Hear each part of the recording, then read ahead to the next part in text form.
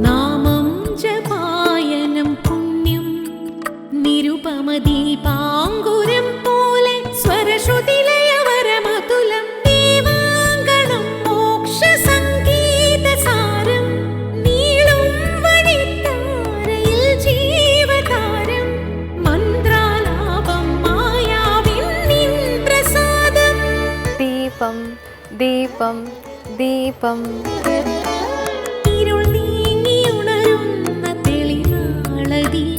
ഏവർക്കും സന്ധ്യാദീപത്തിലേക്ക് സ്വാഗതം. ശ്രീനാരായണ ഗുരുദേവന്റെ മുൻപിൽ ശ്രീരാമകൃഷ്ണ പരമഹംസരുടെ ഒരു ചിത്രം കാണിച്ച് ഒരിക്കൽ ഒരു ഭക്തൻ ചോദിച്ചു, ഗുരുദേവ, ഇദ്ദേഹം ആരാണ്? യോഗിയോ ജ്ഞാനിയോ മറ്റോ ആണോ? അതുവരെ പരമഹംസരുടെ ചിത്രം കണ്ടിട്ടില്ലാത്ത ഗുരുദേവൻ പറഞ്ഞു, ഈശ്വരന് മനുഷ്യരൂപം നൽകിയാൽ ഇതുപോലെയായിരിക്കും. ശ്രീരാമകൃഷ്ണന്റെ മഹത്വവും ഗുരുദേവന്റെ ജ്ഞാനവും തെളിയിക്കുന്ന കഥയാണിത്. കരാവലംബ സ്തോത്രങ്ങളുടെയും പ്രാർത്ഥനകളെയും കുറിച്ച് നിങ്ങൾ കേട്ടിട്ടുണ്ടാകും. തന്റെ ജീവിതത്തിന്റെ കൈത്താങ്ങായി നിൽക്കാൻ ഇഷ്ടദേവതയോട് അഭ്യർത്ഥിച്ചുകൊണ്ടും ദേവതാ സമക്ഷം നമ്മെ സമർപ്പിച്ചുകൊണ്ടും നടത്തുന്ന പ്രാർത്ഥനയാണിത്. ഭക്തിയോടെയും ശ്രദ്ധയോടെയും നടത്തുന്ന ഈ പ്രാർത്ഥനയിലൂടെ നമ്മുടെ ആരാധനാമൂർത്തി എപ്പോഴും നമുക്ക് താങ്ങായി നിൽക്കും. കേൾക്കാം ഇന്നത്തെ സന്ധ്യാനാമം.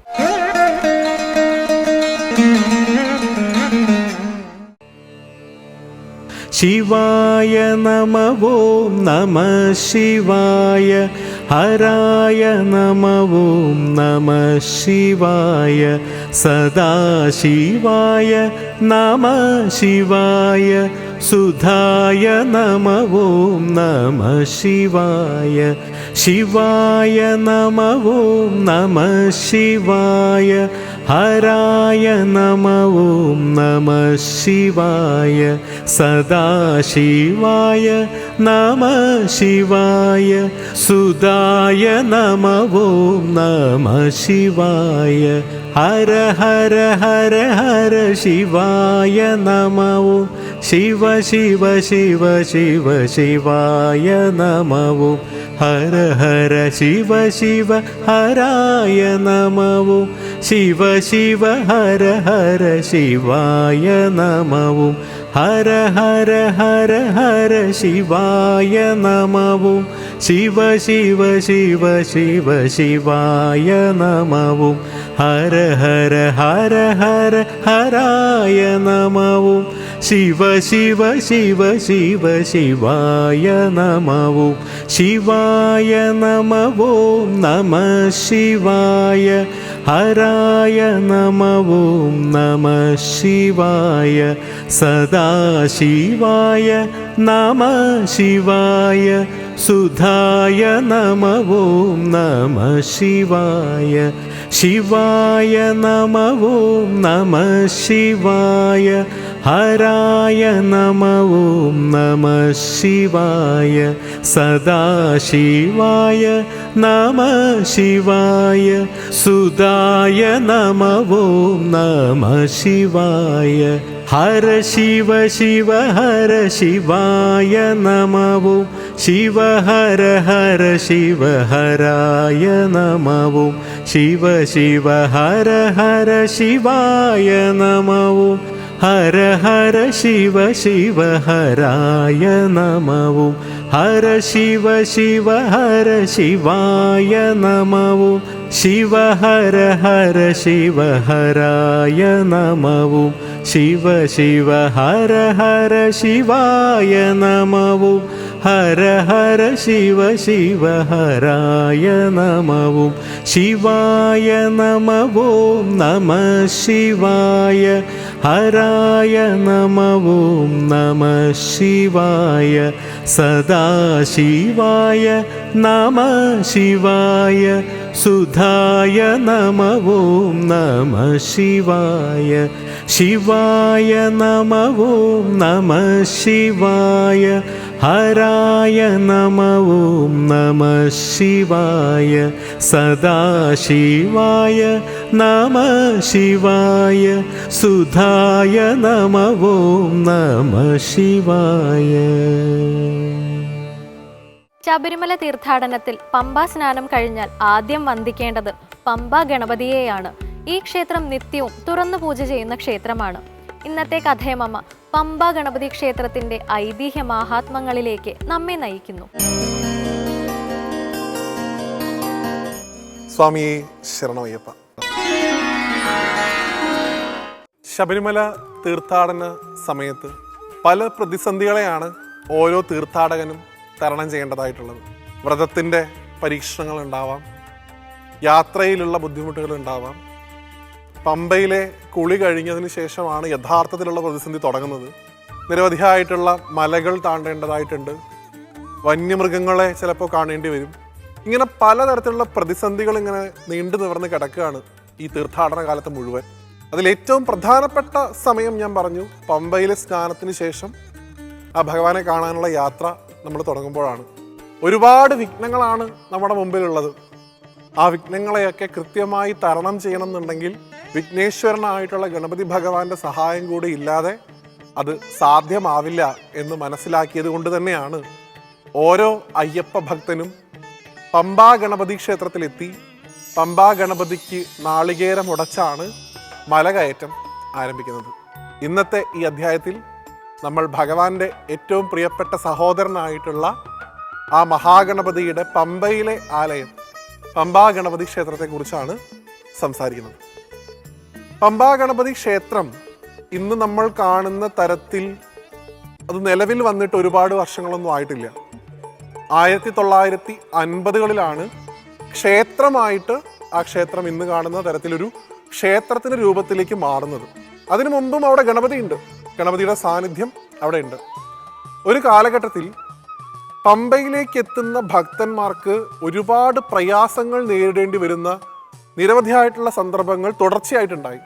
ഇതെന്തോ പ്രയാസം കൊണ്ടാണ് എന്ന് മനസ്സിലാക്കിയ അന്നത്തെ പുരോഹിതർ അതൊരു ദേവപ്രശ്നമായിട്ട് വെക്കുകയും കൃത്യമായിട്ട് മഹാഗണപതിയുടെ സാന്നിധ്യം തിരിച്ചറിഞ്ഞ് ഇവിടെയുള്ള ഗണപതിയെ പ്രതിഷ്ഠിച്ച് ക്ഷേത്രമാക്കി ആരാധിച്ചാൽ ഇവിടെ എത്തുന്ന ഭക്തരുടെ പ്രയാസങ്ങളെല്ലാം തന്നെ ഭഗവാൻ തീർത്തു കൊടുക്കും എന്നുള്ള പ്രശ്നചിന്തയ്ക്ക് ശേഷമാണ് ക്ഷേത്രമായിട്ട് ഭഗവാന്റെ ആലയം മാറുന്നത്. ഭഗവാൻ ഗണപതി അവിടെ എത്രയോ വർഷങ്ങൾക്ക് മുമ്പുണ്ട്. നമുക്കറിയാം, പന്തള രാജാവായിട്ടുള്ള രാജശേഖരന് പമ്പാ തീരത്ത് വെച്ച് ഭഗവാൻ മണികണ്ഠനെ കിട്ടുന്ന ഏകദേശം ആ സ്ഥലം ഗണപതി കോവിലിന് സമീപമായിട്ടാണ്. അവിടെ ഇപ്പോഴും അതിൻ്റെ ഒരു ഓർമ്മയ്ക്കുള്ള ശില്പങ്ങളൊക്കെ നമുക്ക് കാണാൻ സാധിക്കും. അത്രയധികം പവിത്രമായിട്ടുള്ള സ്ഥലത്ത് ഭഗവാന്റെ വിഗ്രഹം പ്രതിഷ്ഠിക്കുമ്പോൾ അത് ഏത് ഭാവത്തിലാവണം എന്ന് തോന്നിയതാണ്. ഇന്നും പമ്പാ ഗണപതി എന്ന് പറയുന്നത് ആദി ഗണപതിയാണ്. ആദിമൂല ഗണപതി എന്ന സങ്കല്പത്തിൽ ഈ പ്രപഞ്ചത്തിന്റെ മുഴുവൻ ഉൽപ്പത്തിക്ക് കാരണമായിട്ടുള്ള ബ്രഹ്മത്തിന്റെ ഗണപതി ഭാവമായിട്ടുള്ള ആദിമൂല ഗണപതി ഭാവത്തിലാണ് പമ്പാ ഗണപതിക്ക് ഇന്നും നമ്മൾ പൂജകൾ കൊടുക്കുന്നത്. അവിടെ ശ്രീരാമന്റെ പ്രതിഷ്ഠയുണ്ട്, ശിവന്റെ പ്രതിഷ്ഠയുണ്ട്, ഹനുമാന്റെ പ്രതിഷ്ഠയുണ്ട്, ഉപദേവതകളായിട്ട് നിരവധിയായിട്ടുള്ള പ്രതിഷ്ഠകൾ വേറെയുണ്ട്. ഓരോ ഭക്തനും ഇവിടെയൊക്കെ ചെന്ന് തൊഴുത് പമ്പാ ഗണപതിക്ക് നാളികേരം ഉടച്ചാണ് നീലിമല കയറാനായിട്ടുള്ള യാത്ര തുടങ്ങുന്നത്. അവിടെ എത്തുന്ന ഓരോ ഭക്തന്റെയും സ്വാമിയുടെ അടുത്ത് വരെയുള്ള യാത്ര ഭഗവാൻ ഗണപതി വളരെ സുഗമമാക്കി കൊടുക്കും എന്നാണ് വിശ്വാസം. അത് പ്രത്യക്ഷത്തിൽ എല്ലാവർക്കും മനസ്സിലാകുന്ന ഒന്നുമാണ്. ഭഗവാന്റെ ശബരിമല മാസപൂജകൾക്കായും മണ്ഡല മകരവിളക്ക് ഉത്സവകാലത്തും മാത്രം തുറക്കുന്നുള്ളൂ എന്നുണ്ടെങ്കിൽ പമ്പാ ഗണപതി ക്ഷേത്രം എല്ലാ ദിവസവും തുറക്കുന്നുണ്ട്. പമ്പാ ഗണപതി ക്ഷേത്രത്തിന്റെ മറ്റൊരു പ്രത്യേകത, ശബരിമലയിലെ കൊടിയേറ്റ് ആറാട്ട് ഉത്സവകാലത്ത് ഭഗവാൻ അയ്യപ്പസ്വാമി ശബരിമലയിൽ നിന്ന് പമ്പയിലേക്ക് ആറാട്ടിനായിട്ട് എഴുന്നള്ളാറുണ്ട്. പമ്പയിൽ പ്രത്യേകം സജ്ജീകരിച്ച ആ തീർത്ഥക്കുളത്തിൽ ഭഗവാന്റെ ആറാട്ട് നടക്കുന്നു.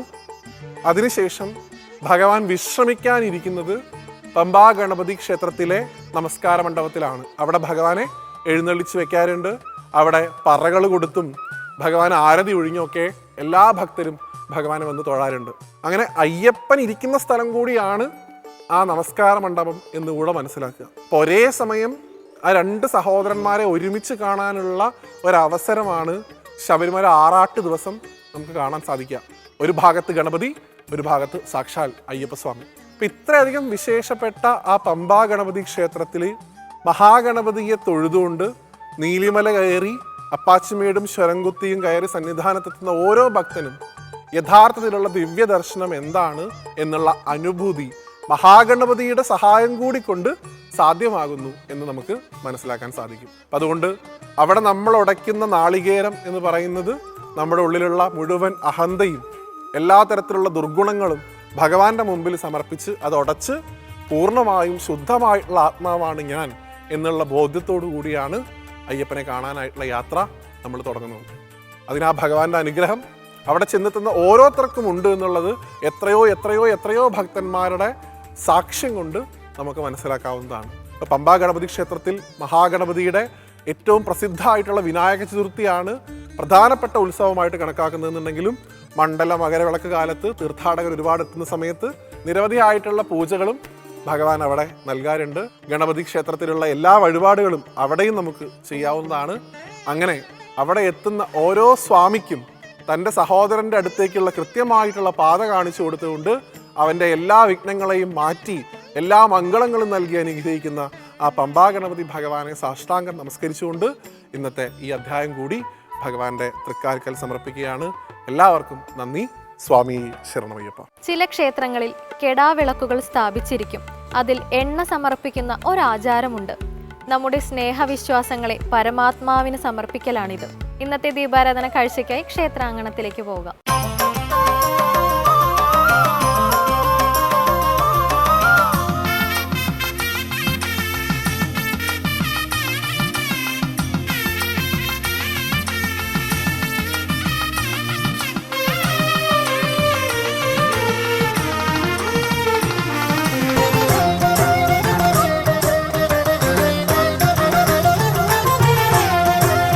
എറണാകുളം ജില്ലയിൽ ആലുവ താലൂക്കിൽ ഉൾപ്പെട്ട വെള്ളാരപ്പള്ളി ഗ്രാമം കേരളത്തിന്റെ ജലസമൃദ്ധിയുടെ പ്രതീകമായി ഒഴുകുന്ന പ്രൗഢഗംഭീരയായ പെരിയാറിന്റെ വടക്കേക്കരയിലെ അപൂർവമായ ആചാരങ്ങളാലും ഭക്തിനിർഭരമായ വിശ്വാസങ്ങളാലും പ്രസിദ്ധമായ തിരുവൈരാണിക്കുളം മഹാദേവ ക്ഷേത്രം.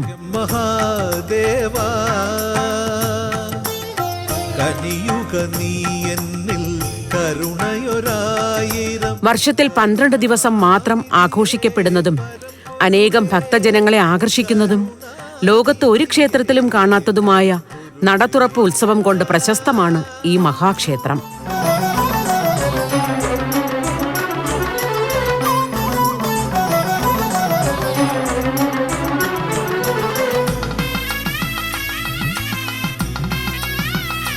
ശ്രീകോവിലിൽ കിഴക്ക് ദർശനമായി കുടികൊള്ളുകയാണ് ശ്രീ മഹാദേവൻ.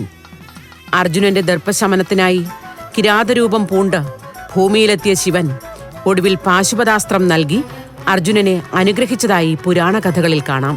പാശുപതാസ്ത്ര ദാനത്തിന് ശേഷം അനുഗ്രഹം ചൊരിയുന്ന ഭാവത്തിലുള്ള പ്രതിഷ്ഠയാണ് തിരുവൈരാണിക്കുളത്തുള്ള മഹാദേവൻ എന്നതിനാൽ പ്രാർത്ഥിക്കുന്ന ഏതൊരു ഭക്തനും നിർലോഭം അനുഗ്രഹം ചൊരിയുന്ന മൂർത്തിയാണ് തിരുവൈരാണിക്കുളത്തപ്പൻ. അർജുനൻ ആ വാസുദേവശാസ്ത്രം ദാനം ചെയ്ത ശേഷമുള്ള രൂപത്തിലാണ് ഇവൻ്റെ ശിവൻ്റെ പ്രതിഷ്ഠ. അതുകൊണ്ട് തന്നെ വരുന്ന ഭക്തജനങ്ങൾക്ക് എല്ലാ അഭീഷ്ടങ്ങളും നൽകാൻ സന്നദ്ധരായിരിക്കുന്ന രൂപത്തിലാണ് ഇവിടെ ശിവൻ്റെ പ്രതിഷ്ഠ. അപ്പോൾ അതുകൊണ്ട് തന്നെയാണ് ഈ ക്ഷേത്രത്തിൻ്റെ പ്രതിഷ്ഠയ്ക്ക് ഇത്ര പ്രാധാന്യം ഉണ്ടാകുന്ന കാരണം.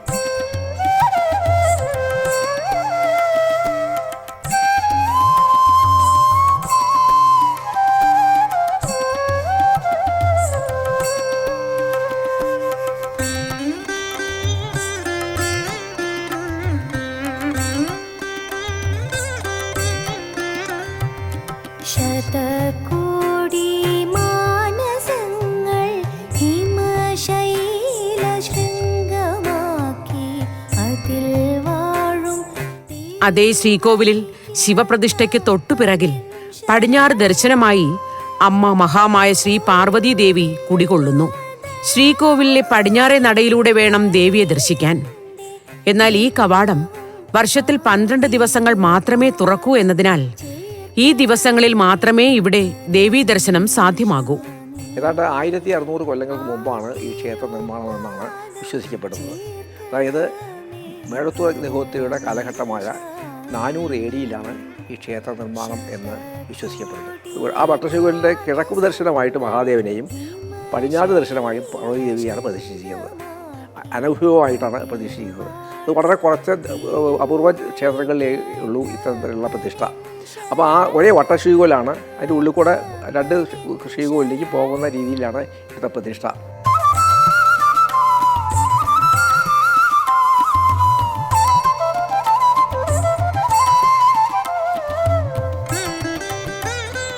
ഓരോ വർഷവും ധനുമാസത്തിലെ തിരുവാതിര നാൾ ശ്രീകോവിലിന്റെ പടിഞ്ഞാറേ നട തുറക്കുന്നു. തുടർന്ന് 12 ദിനങ്ങൾ ദേവീപൂജയും മറ്റു ചടങ്ങുകളും ഉണ്ടാകും. ഈ 12 ദിനങ്ങൾക്ക് ശേഷം അടുത്ത 1 സംവത്സരക്കാലം ഈ നട അടഞ്ഞുകിടക്കും. വർഷത്തിലൊരിക്കൽ വരുന്ന ഈ നടതുറപ്പ് മഹോത്സവമാണ് കേരളത്തിനകത്തും പുറത്തുമുള്ള ലക്ഷക്കണക്കിന് ഭക്തരെ ഈ ഗ്രാമീണ പുണ്യസന്നിധിയിലേക്ക് ആവാഹിച്ച് അടുപ്പിക്കുന്നത്.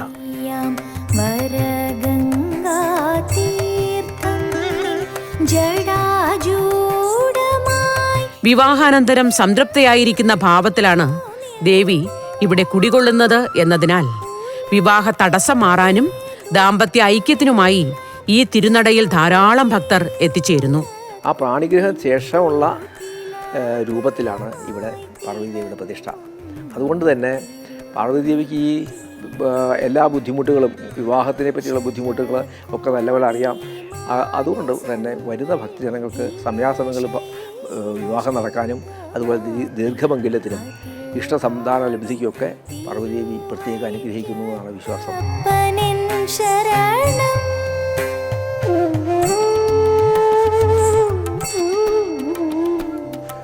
ഇപ്പോൾ ഈ സമയത്ത് ഇവിടെ ഏറ്റവും പ്രധാനം മംഗല്യ വിഷയങ്ങൾക്കാണ്. അതായത് വിവാഹം നടക്കാനും വിവാഹം കഴിഞ്ഞിട്ടുള്ള ബാക്കിയുള്ള നമ്മുടെ ജീവിതത്തിലെ എല്ലാ കാര്യങ്ങൾക്കും ഇവിടെ ഭഗവതി ദർശനം നടത്തി അനുഗ്രഹം മേടിക്കാനാണ് ഈ കാണുന്ന ജനങ്ങളെല്ലാവരും ഓടി വരുന്നത്. ഇവിടുത്തെ ഓരോ ചടങ്ങുകൾക്കും പിന്നിൽ ഓരോരോ ഐതിഹ്യങ്ങളുണ്ട്.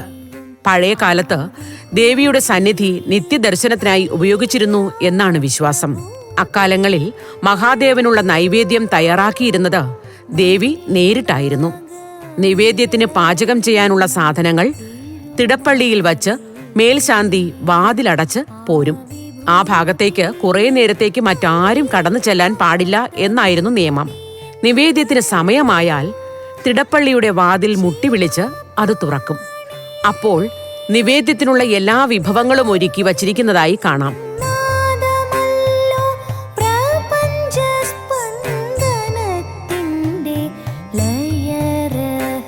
ഒരിക്കൽ ഇതിന്റെ രഹസ്യങ്ങൾ അറിയാൻ ക്ഷേത്ര അവകാശിയായ അകവൂർ നമ്പൂതിരിക്ക് മോഹമുണ്ടായി. നിശ്ചിത സമയത്തിനു മുന്നേ അദ്ദേഹം തിടപ്പള്ളിയുടെ വാതിൽ തുറന്നു നോക്കി. സർവാഭരണ വിഭൂഷിതയായി തിടപ്പള്ളിയിൽ പാചകത്തിൽ മുഴുകി നിന്ന ദേവിയെ കണ്ട് നമ്പൂതിരി ഞെട്ടി. കുപിതയായ ശ്രീപാർവതി താൻ ക്ഷേത്രം വിട്ടുപോവുകയാണെന്ന് അറിയിച്ചു. എന്നാൽ ഭക്തന്റെ ക്ഷമാപണത്തിലും അപേക്ഷയിലും മനമലിഞ്ഞ മാതാവ് വർഷത്തിൽ പരമേശ്വരന്റെ ജന്മദിനം മുതലുള്ള 12 ദിനങ്ങളിൽ ഭക്തർക്ക് ദർശനം നൽകാനായി എത്താമെന്ന് വാക്ക് നൽകി അപ്രത്യക്ഷയായി. ആ 12 ദിനങ്ങളാണ് തിരുവൈരാണിക്കുളം നടതുറപ്പ് മഹോത്സവം.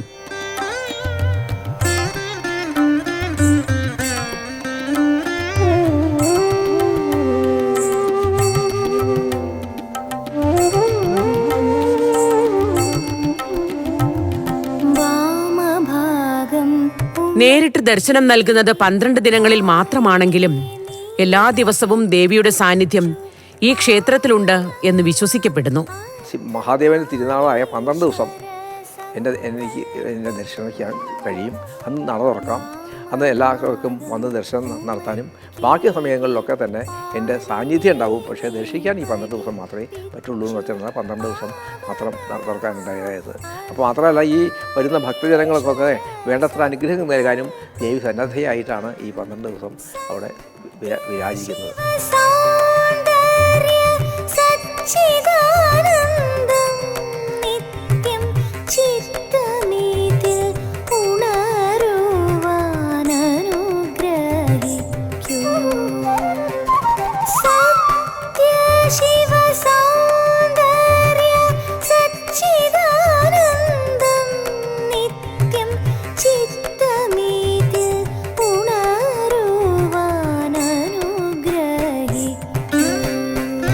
തികച്ചും ഒരു മഹാക്ഷേത്രത്തിന്റെ ഘടനയാണ് ഇവിടെയുള്ളത്. കിഴക്കേ ഗോപുരത്തിലൂടെ അകത്ത് പ്രവേശിച്ചാൽ ആനക്കൊട്ടിലും കൊടിമരവും കാണാം. തെക്ക് കിഴക്കേ മൂലയിൽ സതീദേവിയുടെയും ഭദ്രകാളിയുടെയും ക്ഷേത്രങ്ങളാണ്. മറ്റ് ക്ഷേത്രങ്ങളിൽ കാണാത്ത വിധം ഈ ശിവക്ഷേത്രത്തിൽ സതീദേവിയുടെ അമ്പലം വന്നതിന് പിന്നിലുള്ള ഒരു ഐതിഹ്യമുണ്ട്. പണ്ട് ദക്ഷപ്രജാപതിയുടെ യാഗം നടക്കുന്ന കാലം, ശിവന്റെ വിലക്കുകൾ മറികടന്ന് പിതാവിന്റെ യാഗവേദിയിലെത്തിയ സതി ദക്ഷനാൽ ആക്ഷേപിക്കപ്പെടുകയും അവിടെ ജീവൻ ത്യജിക്കുകയും ചെയ്തു. ഇതറിഞ്ഞ മഹാദേവൻ തിരുജടയിൽ നിന്ന് ഭദ്രകാളിയെയും വീരഭദ്രനെയും സൃഷ്ടിച്ച് ദക്ഷന്റെ യാഗം മുടക്കുകയും യജ്ഞവേദി തകർക്കുകയും ചെയ്തു. പിന്നീട് സതിയുടെ ശരീരവും പേറി ശിവൻ ദുഃഖിതനായി അലഞ്ഞു. അത് ലോകത്തിന്റെ വിനാശത്തിന് കാരണമാകും എന്നറിഞ്ഞ വിഷ്ണു സുദർശനത്താൽ സതിയുടെ ശരീരം കഷ്ണങ്ങളാക്കി മുറിച്ച് ഭാരതത്തിന്റെ വിവിധ ഭാഗങ്ങളിൽ നിക്ഷേപിച്ചു. അവിടമെല്ലാം ശക്തിസ്ഥലങ്ങളായി മാറി. ഗളം മുറിക്കെ തെറിച്ചുപോയ സതിയുടെ താലിമാല വീണ സ്ഥലത്താണ് തിരുവൈരാണിക്കുളം ക്ഷേത്രം സ്ഥിതി ചെയ്യുന്നത് എന്നാണ് വിശ്വാസം. അതിനാലാണ് ഈ ക്ഷേത്രത്തിൽ സതീദേവിയുടെ അമ്പലം നിർമ്മിച്ചിരിക്കുന്നത്. ഈ നട എല്ലാ ദിവസവും തുറന്ന് പൂജ നടത്തുന്നു. ഗണപതി, അയ്യപ്പൻ എന്നിങ്ങനെ മറ്റു ഉപദേവ പ്രതിഷ്ഠകളും തിരുവൈരാണിക്കുളത്ത് കാണാം. ഇരുവശവും വാതിലുകൾ ഉള്ളതും കരിങ്കല്ലുകൊണ്ട് വട്ടത്തിൽ നിർമ്മിച്ചതും ചെമ്പ് മേഞ്ഞതുമാണ് ശ്രീകോവിൽ. ഇതിനുള്ളിൽ ഏതാണ്ട് 2.5 അടിയോളം ഉയരമുള്ളതും ശിലാമയവുമായ ശിവലിംഗം പ്രതിഷ്ഠിച്ചിരിക്കുന്നു.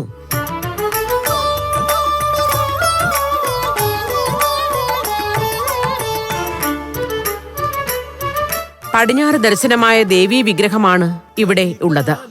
ക്ഷേത്രമണ്ഡപത്തിന്റെ മുകൾ ഭാഗം അലങ്കൃതമാണ്.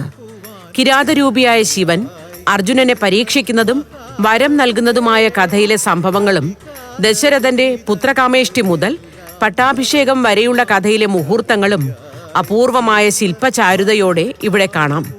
പെരുന്തച്ഛന്റെ കരവിരുതുകളാണ് ഇതിന് പിന്നിൽ എന്നാണ് വിശ്വാസം.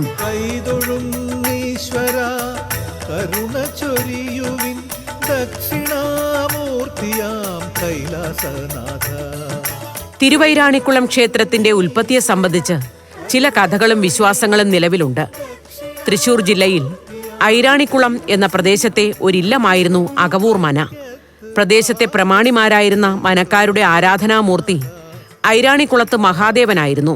കുടുംബപരമായ ചില കാരണങ്ങളാൽ അതിലൊരു ശാഖ എറണാകുളം ജില്ലയിൽ വെള്ളാരപ്പള്ളിയിലേക്ക് മാറി താമസിച്ചു. അവരുടെ പ്രധാന കാര്യക്കാരനായിരുന്നു പറയിപ്പറ്റ പന്തിരുകുലത്തിലെ അകവൂർ ചാത്തൻ. അകവൂർ മനയിലെ നമ്പൂതിരി ഇടയ്ക്കിടയ്ക്ക് കുടുംബക്ഷേത്രത്തിൽ പോയി ദർശനം നടത്തുക പതിവായിരുന്നു. അതിനായി ചാത്തൻ ഒരു തോണി നിർമ്മിച്ചു നൽകിയിരുന്നു. എന്നാൽ വാർദ്ധക്യം ബാധിച്ചതോടെ തിരുമേനിക്ക് യാത്ര ചെയ്യാൻ കഴിയാതെ വരികയും അത് ചാത്തനോട് പറയുകയും മഹാദേവനെ വിളിച്ച് പ്രാർത്ഥിക്കുകയും ചെയ്തു. ഒരിക്കൽ കുടുംബക്ഷേത്രത്തിൽ പോയി പ്രാർത്ഥിച്ചു മടങ്ങി വരവേ തന്റെ ഓലക്കുടയ്ക്ക് അസാമാന്യ ഭാരം തോന്നുന്നുവെന്ന് തിരുമേനി ചാത്തനോട് പറഞ്ഞു. സാരമില്ല, എല്ലാത്തിനും പരിഹാരമുണ്ടാകും എന്നായിരുന്നു ചാത്തന്റെ മറുപടി. വീടിനടുത്തെത്തിയപ്പോൾ തിരുമേനി കുട നിലത്തുവച്ച് വിശ്രമിച്ചു. പിന്നീട് കുടയെടുത്തപ്പോൾ അതിന് ഭാരം തീരെയില്ലായിരുന്നു. ഇതറിഞ്ഞ ചാത്തൻ തന്റെ തോണി വെള്ളത്തിൽ കമിഴ്ത്തിയിടുകയും ഇനി ഇതിന്റെ ആവശ്യമില്ല എന്ന് പറയുകയും ചെയ്തു. കുട വച്ച സ്ഥലത്ത് സ്വയംഭൂലിംഗം പ്രത്യക്ഷപ്പെട്ടതോടെ അവിടെ ക്ഷേത്രം നിർമ്മിച്ച് തിരുവൈരാണിക്കുളം എന്ന് നാമകരണം ചെയ്തു. ഇതത്രേ ക്ഷേത്ര ഉൽപ്പത്തി കഥ.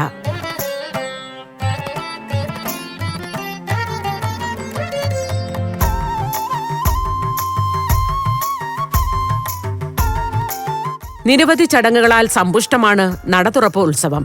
പട്ടും താലിയും സമർപ്പിക്കുക എന്ന വിശേഷപ്പെട്ട ആചാരവും ഇവിടെ നടത്തപ്പെടുന്നു.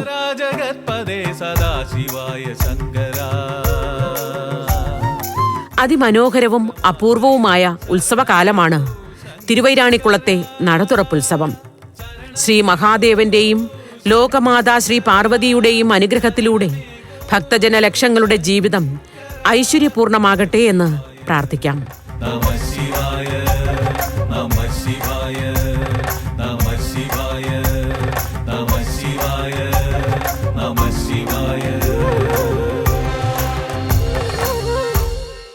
സൂര്യൻ അസ്തമിച്ചു എന്നോർത്ത് കരഞ്ഞുകൊണ്ടിരിക്കരുത്. ലക്ഷക്കണക്കിന് നക്ഷത്രങ്ങൾ നഭസ്സിൽ വെട്ടിത്തിളങ്ങുന്ന മനോഹരമായ കാഴ്ച നിങ്ങൾക്ക് നഷ്ടപ്പെടും. ഓരോ നഷ്ടങ്ങളെയും ഓർത്ത് വിലപിക്കാതെ പിന്നാലെ എത്തുന്ന നേട്ടങ്ങളെ സ്വാഗതം ചെയ്യുക. ഇന്നത്തെ സന്ധ്യാദീപം ഇവിടെ അവസാനിക്കുന്നു. ഏവർക്കും നന്ദി.